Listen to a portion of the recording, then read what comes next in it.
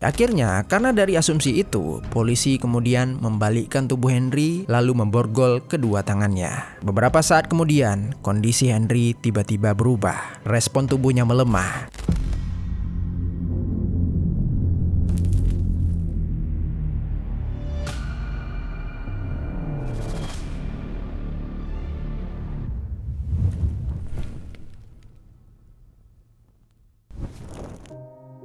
Halo pendengar kisah, selamat datang kembali di channel ini, tempat di mana kami akan membahas kisah-kisah kriminal nyata yang terjadi di berbagai belahan dunia. Kami doakan semoga kalian yang menonton video ini dalam keadaan sehat walafiat dan dijauhkan dari mara bahaya. Hari ini kami akan membahas sebuah kasus yang sedang viral di Twitter atau X beberapa hari terakhir. Bahkan saking viralnya, pemilik aplikasi X sendiri yaitu Elon Musk ikut memberikan pendapatnya tentang kasus ini. Ini adalah kisah seorang pemuda yang mendapatkan tikaman berulang kali dari seorang imigran asal India. Namun anehnya, saat polisi tiba di TKP untuk mengamankan situasi, polisi malah menangkap dan memborgol korban yang mendapati tikaman. Hingga akhirnya, dalam sebuah perjalanan, korban pun tewas akibat tidak segera mendapatkan pertolongan. Kasus ini seketika menyita perhatian publik. Mereka bertanya apa yang sebenarnya terjadi. Lalu untuk mengetahui itu semua, mari kita bahas kisah di baliknya.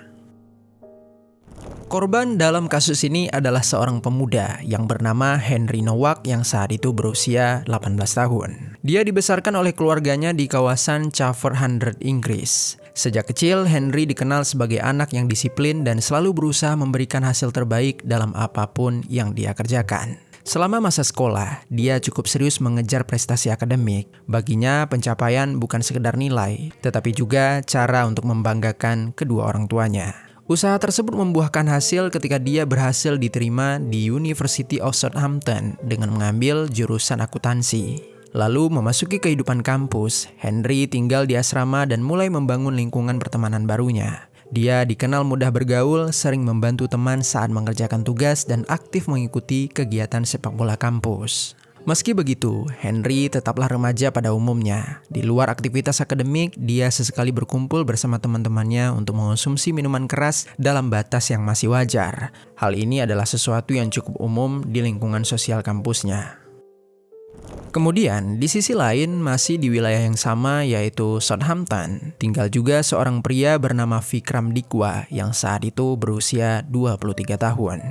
Dia tinggal bersama keluarganya di sebuah rumah yang sederhana. Ibunya bernama Kiran Kaur dan saudara laki-lakinya bernama Gurpreet. Diketahui, keluarga mereka menganut ajaran agama Sikh yang berasal dari wilayah Punjabi, India. Dalam ajaran Sikh ini, biasanya sebagian penganut akan mengenakan turban sebagai simbol identitas. Mereka juga sering membawa kirpan atau pisau kecil yang memiliki makna spiritual. Dan terkadang ada juga yang membawa sebuah belati atau pisau yang berukuran 21 cm yang menjadi ciri mereka. Namun sebenarnya agama Sikh tidak mewajibkan hal itu. Biasanya tergantung pada cara penganut menjalankan ajarannya.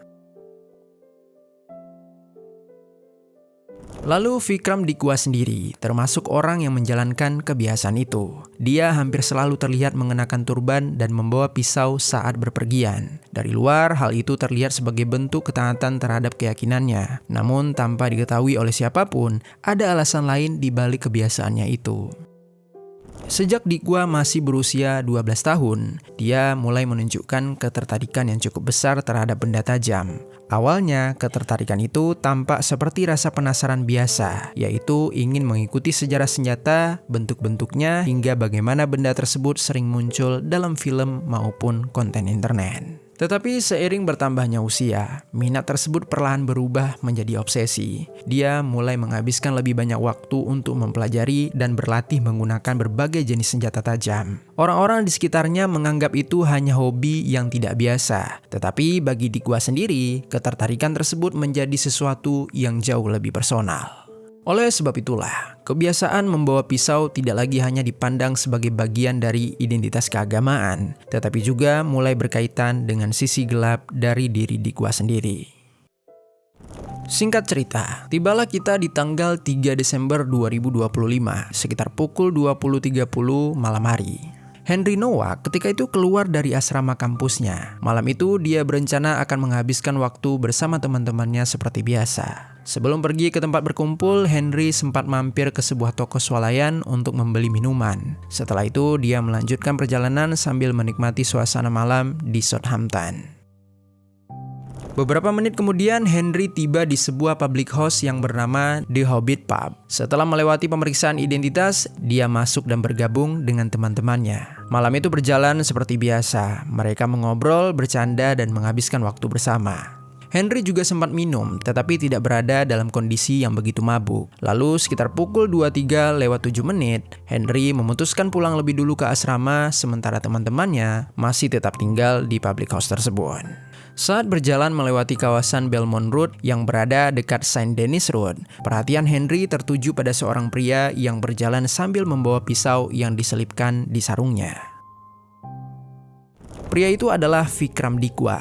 Melihat hal tersebut, Henry tidak merasa takut. Dia justru menganggap situasi itu menarik. Henry mengeluarkan ponselnya dan mulai merekam sambil melontarkan pertanyaan bernada bercanda, yang menanyakan apakah Dikwa adalah orang yang berbahaya karena dia membawa senjata. Di samping itu, Dikwa menoleh ke arah kamera. Dengan nada singkat dan datar, dia menjawab kalau dirinya memang orang yang berbahaya. Menyadari respon yang diberikan Dikwa tidak merasa nyaman, Henry segera menurunkan ponselnya dan berniat mengakhiri interaksi mereka. Tetapi sebelum sempat menyimpan ponselnya, Dikwa tiba-tiba merebut perangkat itu dari tangan Henry. Henry mencoba meminta kembali ponselnya dan menjelaskan kalau dirinya hanya bercanda. Namun, Dikwa tetap tidak menghiraukannya. Situasi yang awalnya terlihat sepele mulai berubah menjadi pertengkaran. Di tengah upaya Henry mengambil kembali ponselnya, keduanya mulai terlihat adu dorong. Dalam situasi itu, turban yang dikenakan oleh Dikwa seketika terlepas. Bagi sebagian penganut agama Sikh, turban memiliki makna yang sangat penting sebagai simbol penghormatan terhadap keyakinan mereka. Namun, apa yang terjadi setelah itu jauh melampaui persoalan tersebut. Ketika turbannya jatuh, Dikwa merasa begitu emosi. Tanpa banyak bicara, dia mengeluarkan pisau dari sarungnya. Dalam hitungan detik, pisau itu langsung diarahkan tepat ke tubuh Henry. Serangan pertama mengenai bagian perut. Refleks, Henry mencoba menahan dan menjauh sambil memegang area yang terluka. Tetapi serangan tidak berhenti. Dikwa kembali mengayunkan pisau ke arah tubuh Henry. Henry sempat berusaha menepis, namun salah satu serangan mengenai area wajah dan menyebabkan luka di bagian pipi. Dalam kondisi mulai kehilangan kendali atas situasi, Henry mencoba bertahan. Tetapi beberapa saat kemudian, serangan lain kembali mengenai tubuhnya, termasuk di area dada dan bagian bawah tubuh. Henry mulai kehilangan tenaga. Tubuhnya goyah sebelum akhirnya jatuh ke atas tanah. Tetapi bahkan setelah terluka, Henry masih berusaha menyelamatkan diri. Dengan sisa tenaga yang ada, dia memanjat pagar sebuah rumah di dekat lokasi. Dia menggunakan tempat sampah sebagai pijakan sebelum akhirnya terjatuh ke area mobil milik penghuni rumah. Saat itu mungkin yang ada di pikiran Henry menjauh dari pria tersebut. Lalu sementara itu, Dikwa ternyata tidak mengejarnya. Dia langsung meninggalkan lokasi dan berjalan pulang dengan keyakinan bahwa Henry tidak akan bertahan lama. Setelah meninggalkan lokasi, Dikwa pulang ke rumahnya yang ternyata berada tak jauh dari lokasi tersebut. Saat tiba di rumah, dia bertemu dengan ibunya yang melihat dia pulang dalam kondisi terburu-buru dan terlihat panik. Ketika ditanya apa yang terjadi, Dikwa mengaku kalau dirinya baru saja melukai seseorang. Tak lama kemudian, dia menyerahkan pisau serta barang yang dia bawa kepada sang ibu, lalu meminta agar semuanya disimpan dan tidak diberitahukan kepada siapapun. Ibunya yang bingung sempat mencoba menanyakan apa yang sebenarnya terjadi. Namun Dikwa tidak banyak menjelaskan, hanya terus meminta agar barang-barang itu segera disembunyikan.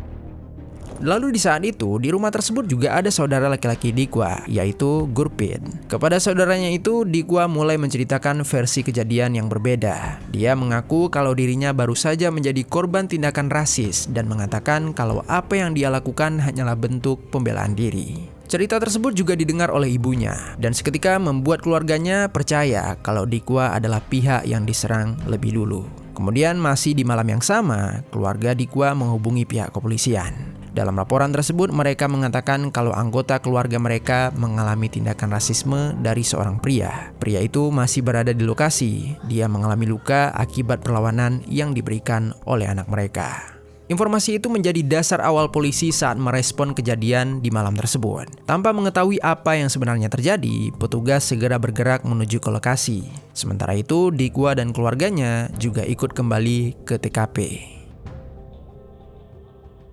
Beberapa menit kemudian, sekitar pukul 23:37, polisi bersama keluarga Dikwa tiba di lokasi kejadian. Di lokasi itu, mereka menemukan Henry yang ternyata masih tergeletak di dekat sebuah mobil.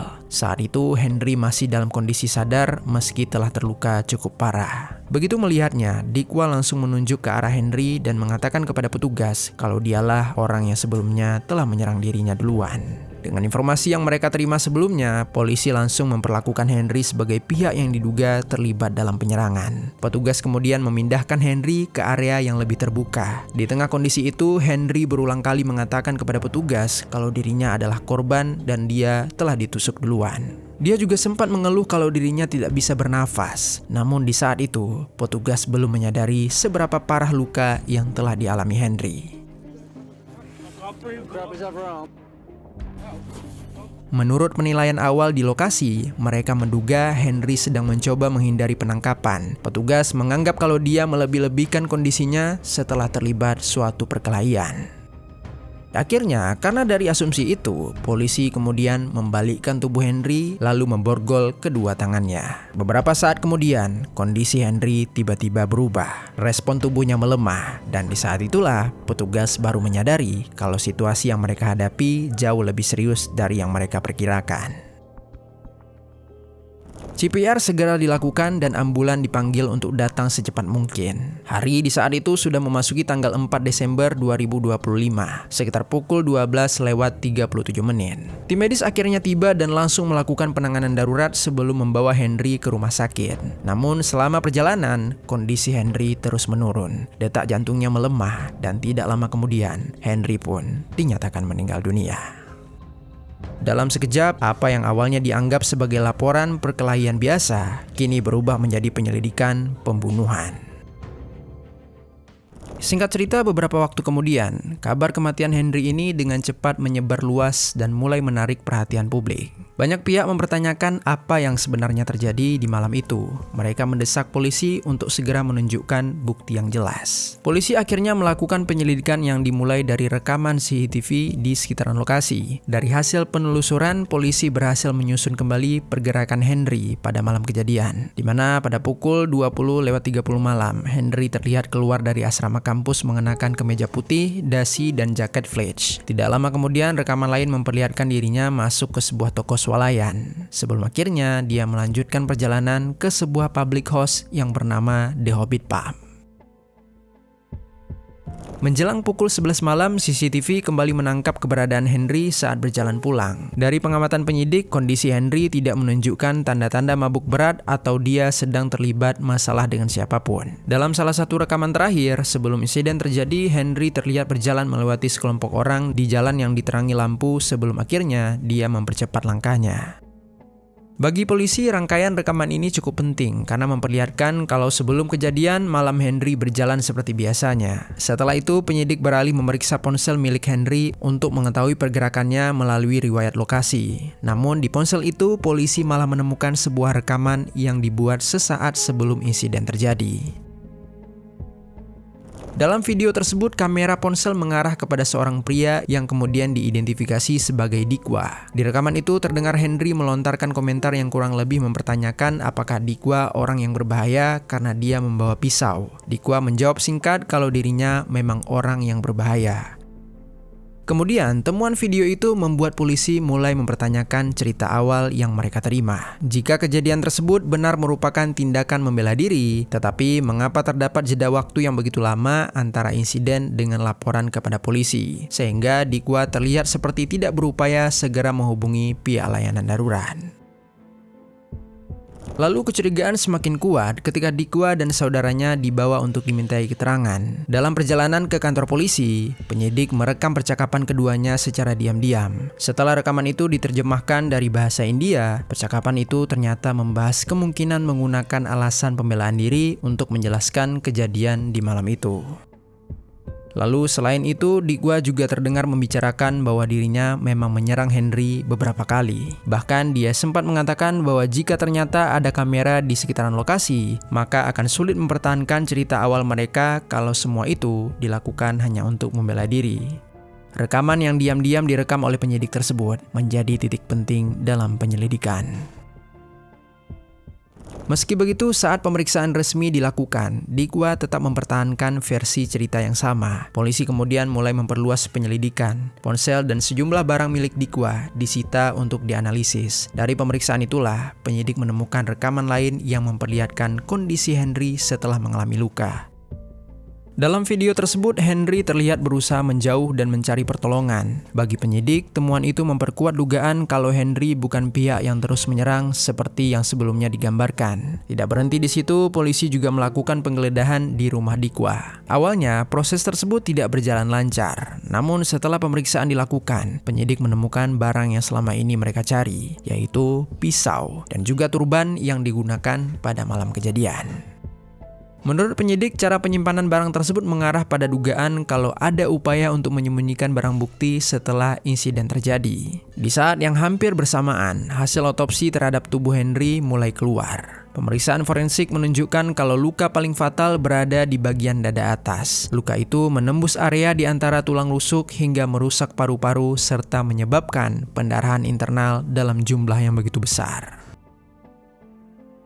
Selain luka tersebut, ditemukan juga beberapa luka lain di bagian tubuh yang menunjukkan adanya lebih dari satu serangan menggunakan senjata tajam. Kini, gambaran kejadian di malam itu mulai terlihat jelas. Dan untuk pertama kalinya, perhatian publik mulai bergeser. Bukan lagi bertanya apakah Henry menyerang lebih dulu, tetapi apakah sejak awal semua orang telah salah memahami apa yang sebenarnya terjadi.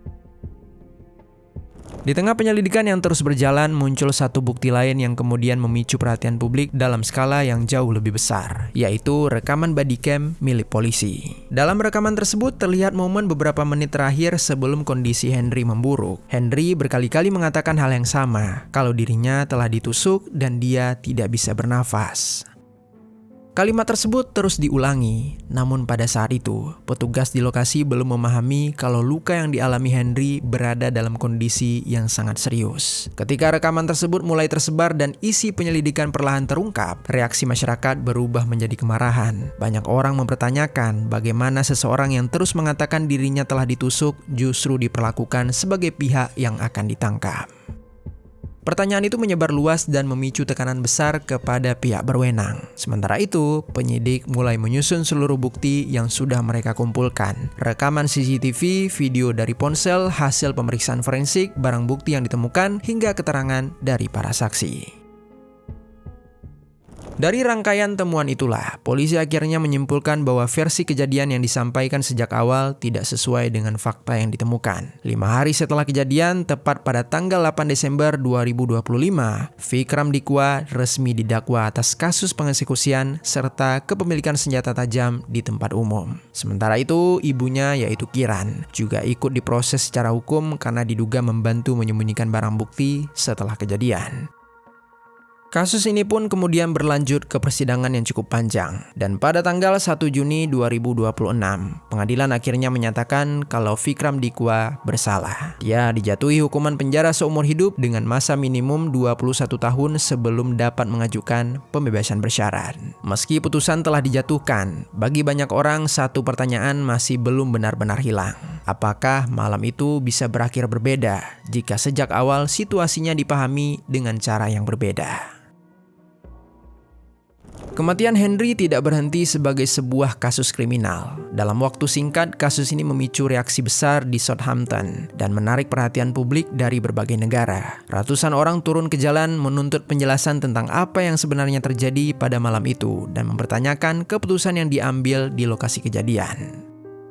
Perhatian terhadap kasus ini semakin meluas hingga ikut dibahas oleh sejumlah tokoh publik, termasuk Elon Musk yang meminta agar seluruh proses penyelidikan dilakukan secara transparan. Namun di tengah gelombang kemarahan tersebut, situasi sempat memanas. Dalam salah satu aksi demo, terjadi bentrokan antara sebagian demonstran dan juga polisi anti huru-hara. Beberapa petugas dilaporkan mengalami luka saat mencoba mengendalikan keadaan. Meski begitu, keluarga Henry mengambil sikap yang berbeda.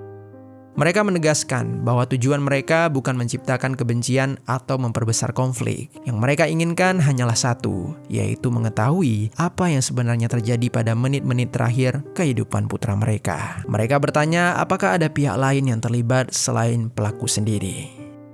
Keluarga juga meminta agar kematian Henry tidak dijadikan alasan untuk menyerang kelompok, agama, atau pihak manapun. Menurut mereka, kasus ini bukan tentang ras atau identitas saja. Ini adalah tentang seorang pemuda yang kehilangan nyawanya, dan tentang memastikan bahwa kesalahan yang sama tidak lagi terulang. Di tengah tekanan publik yang terus meningkat, kepolisian akhirnya menyampaikan permintaan maaf mereka secara terbuka atas keputusan yang telah mereka ambil pada malam kejadian. Mereka mengakui bahwa tindakan tersebut pasti akan menambah luka bagi keluarga dan mereka menyatakan penyesalan atas apa yang telah terjadi. Tetapi bagi keluarga Henry sendiri, permintaan maaf bukanlah akhir, karena bagi mereka tidak ada keputusan yang bisa mengembalikan seseorang yang seharusnya masih memiliki begitu banyak waktu di depan hidupnya. Sama seperti kasus lainnya, jawaban memang bisa datang pada akhirnya, tetapi tidak semua kehilangan bisa ikut pulang bersamanya. Sekian kisah hari ini, mudah-mudahan ada pelajaran baik yang dapat kita ambil.